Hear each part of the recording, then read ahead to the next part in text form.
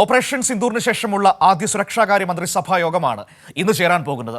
വെടിനിർത്തൽ പ്രഖ്യാപനത്തിന് പിന്നാലെയുള്ള DGMO തല ചർച്ചയുടെ തുടർ നീക്കങ്ങൾ യോഗത്തിൽ ചർച്ചയാകും. ഒപ്പം തന്നെ സുരക്ഷാ കാര്യങ്ങളടക്കം വിശദമായി ചർച്ച ചെയ്യും. ഇനിയുള്ള നീക്കങ്ങൾ എങ്ങനെ ആയിരിക്കണം എന്നതടക്കമുള്ള കാര്യങ്ങളൊക്കെയാണ് സുരക്ഷാകാര്യ മന്ത്രിസഭാ യോഗം ചർച്ച ചെയ്യുക.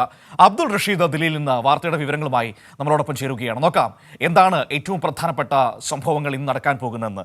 Rasheed, good morning.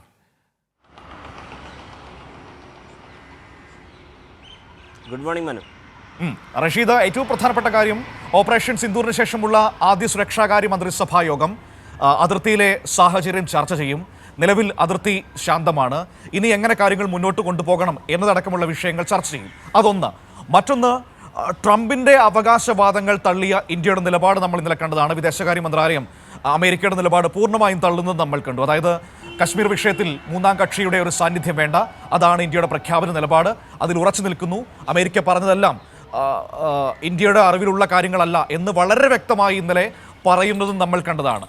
അങ്ങനെ ഒരു പശ്ചാത്തലത്തിൽ ഇന്ന് സുരക്ഷാകാര്യ മന്ത്രിസഭാ യോഗം ചേരുന്നു. പ്രധാനപ്പെട്ട ചർച്ചാ വിഷയങ്ങൾ, മറ്റു കാര്യങ്ങൾ എങ്ങനെയാണ്?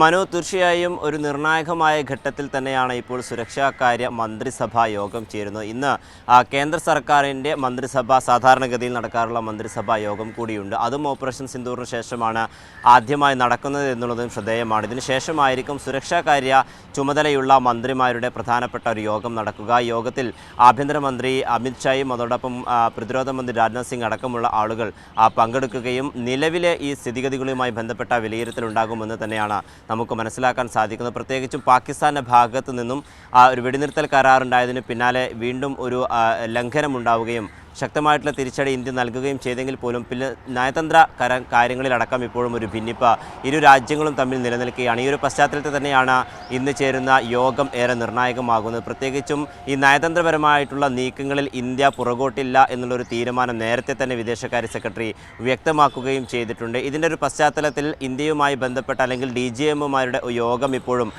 തുടർന്നു കൊണ്ടിരിക്കുകയാണ്. ഇതിൽ എന്തൊക്കെ നടപടികളാണ് പ്രധാനമായും എടുക്കേണ്ടത് എന്നതുമായി ബന്ധപ്പെട്ട വിലയിരുത്തലുകൾ ഇന്നത്തെ യോഗത്തിൽ ഉണ്ടാകും. പ്രത്യേകിച്ചും അതിർത്തി മേഖലകളിൽ സുരക്ഷ വർദ്ധിപ്പിക്കുന്നതും അതോടൊപ്പം വിവിധ മേഖലകളിൽ നിന്നും സേനാ വിഭാഗങ്ങളെ തിരിച്ചു വിളിക്കണമെന്ന ഒരു നിർദ്ദേശം നേരത്തെ ഉണ്ടാവുകയും ചെയ്തിരുന്നു. അതുമായി ബന്ധപ്പെട്ട ക്രമീകരണങ്ങളൊക്കെ തന്നെയും ഇന്ന് നടക്കുന്ന യോഗത്തിലുണ്ടാകും. അതോടൊപ്പം സിന്ധു നദീജല കരാറുമായി ബന്ധപ്പെട്ടും മറ്റു ഉടമ്പടികളുമായി ബന്ധപ്പെട്ടിട്ടുള്ള കാര്യങ്ങളിലൊക്കെ തന്നെയും ഇന്നൊരു അന്തിമ തീരുമാനത്തിലേക്ക് ഈ സുരക്ഷാകാര്യ മന്ത്രാലയത്തിൻ്റെ അല്ലെങ്കിൽ മന്ത്രിമാരുടെ യോഗത്തിൽ ഒരു തീരുമാനമായേക്കുമെന്നുള്ളതാണ് നമുക്ക് അധികൃതർ ഭാഗത്തു നിന്നും ലഭ്യമാകുന്ന സൂചനകൾ. എന്തായാലും 10 മണിക്ക് ശേഷമായിരിക്കും ഇത്തരത്തിൽ ഒരു യോഗം ചേരുക. പ്രധാനമായും സുരക്ഷാ ക്രമീകരണങ്ങൾ എങ്ങനെ മുന്നോട്ട് കൊണ്ടുപോകണം എന്നതുമായി ബന്ധപ്പെട്ട തീരുമാനങ്ങൾ ഉണ്ടാകുമെന്ന് തന്നെയാണ് നമുക്ക് മനസ്സിലാക്കാൻ സാധിക്കുന്നത്. അതോടൊപ്പം ഓപ്പറേഷൻ സിന്ദൂറുമായി ബന്ധപ്പെട്ട വലിയ വിവാദങ്ങൾ ഇതിനോടകം തന്നെ ഉണ്ടാവുകയും ചെയ്തിട്ടുണ്ട്. പ്രത്യേകിച്ചും വിക്രം മിശ്രിക്ക് അടക്കമുള്ള സോഫിയ ഖുറേഷിക്ക് അടക്കമുള്ള സംഘപരിവാറിനെതിരെയുള്ള വലിയ വിമർശനം